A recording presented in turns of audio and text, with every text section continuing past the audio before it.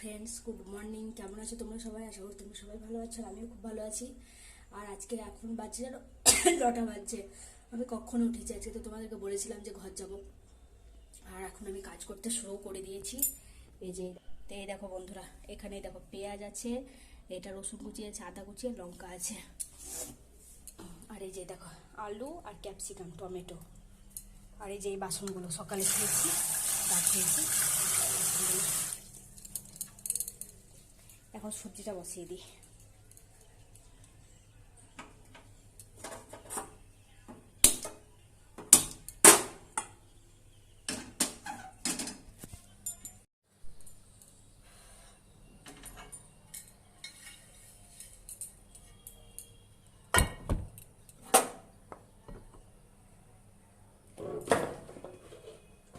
অনেকটা লেট হয়ে গেছে বন্ধুরা, অনেকটা লেট হয়ে গেছে। অতটা ভেবেছিলাম যে তাড়াতাড়ি করবো, কিন্তু সবজি কাটতেই তো 1 ঘন্টা, লেগে গেল। তারপরে তখন সবজি বসাবো, আটা ছানবো, রুটি করবো, বাড়ির কাজ আছে, কোথা থেকে যে কি করে কি করবো তাই ভাবছি।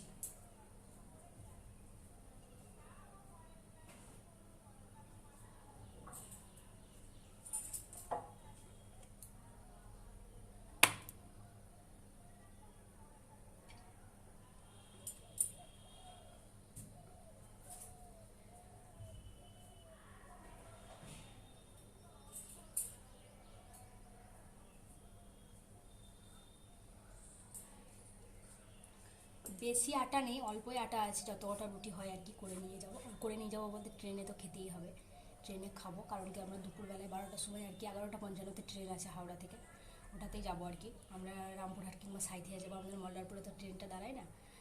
দিয়ে তারপরে আবার ঘর যাব, ঘরে গিয়ে তোমাদেরকে দেখাবো কি অবস্থা। এই গরমে সরমে আমি পুরো শেষ হয়ে যাব।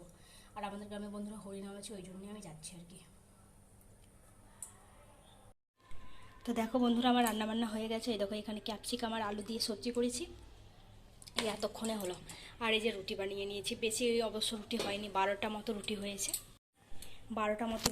ভেবেছিলাম আরও কিছু করব, তা আমরা ট্রেনে খাবো। আর মনে হয় 3-4টা মতো বাজবে, ওটাই আর কি ঘরে গিয়ে খেতে হবে। কারণ কি আটা বেশি ছিল না, আটা বেশি থাকলে করতাম। আর কালকে ভেবেছিলাম যে 250 গ্রাম আটা আনবো, ভুলে গেছি। আর এই সকালবেলা 8টা থেকে করতে লেগেছি, দোকান খুলবে কি না খুলবে জানি না, তার জন্য করিনি।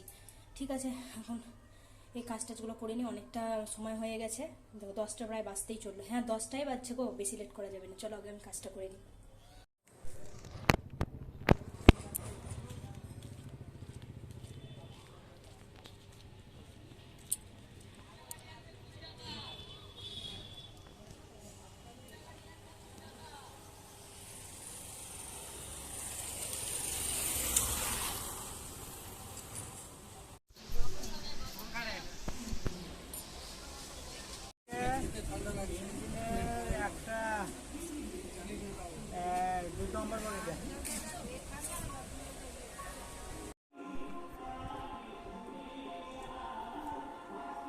তো দেখো বন্ধুরা, আমি এতক্ষণে ঘর এলাম, সেই বার হয়েছে 11টার সময়, এখন বাজছে 4:30, বেশি 4:45 মতো বাজছে।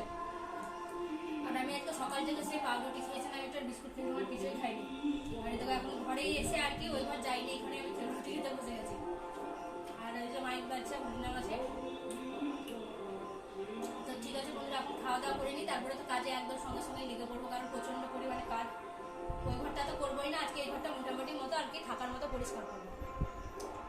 তো বন্ধুরা, পরে তোমাদের সঙ্গে আমার কথা হবে। গুড ইভিনিং বন্ধুরা, আমি সন্ধ্যা জানলাম, মানে সেই যখন থেকে এসেছি কাজ শুরু করে দিয়েছি, তবে সেরকম কোনো কিছুই কাজ করতে পারিনি। আর গরমটা পুরোটাই একদমই, মানে ওইদিকে যতটা গরম এইদিকে ততটাই গরম। তাই দেখো জামাটা আমার ভিজে, এই চুল ভিজে একাকার। মানে এখন কি করলাম বলো তো, শুধু ঘরগুলো ঝাড়টাট দিলাম, ঝাড়টাট দিয়ে আর কি।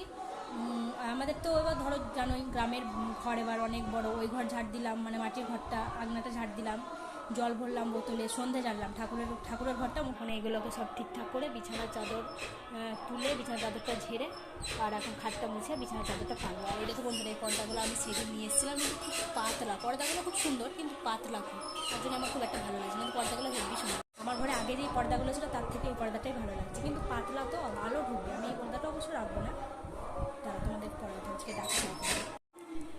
তো বন্ধুরা আমি একদম রেডি হয়ে গেছি, দিয়ে এখন যাচ্ছি ওখানটায় যেখানে হচ্ছে আর কি কবি গান হচ্ছে। আমি অবশ্য শুনতে যেতাম না, কবি গান আমি বুঝিও না আর আমি কোনোদিন দেখিও নি বা শুনিও নি, কিন্তু মানে যাবো আর কি একবার, আমার শ্বশুরমশাই বলে গেল যে যেও, তার জন্য একবার যাবো, চলে আসবো একটু পরেই। আর এখন বাজছে 9:45 মতো, এত কাজ করলাম, সে এসছি কটা থেকে বলো তো, 4:30 সময় মনে এসছি, সেই তখন থেকেই শুরু করে দিয়েছি কাজ, এই এতক্ষণে হলো। হবে চশমা দিয়ে চোখে এখন আগামী হবে কাজ হবে না। ধন জোগাড়ে কি লাভ হবে যদি না থাকে বেটা, আর খোল খাইয়ে কি লাভ হবে গাই যদি হয়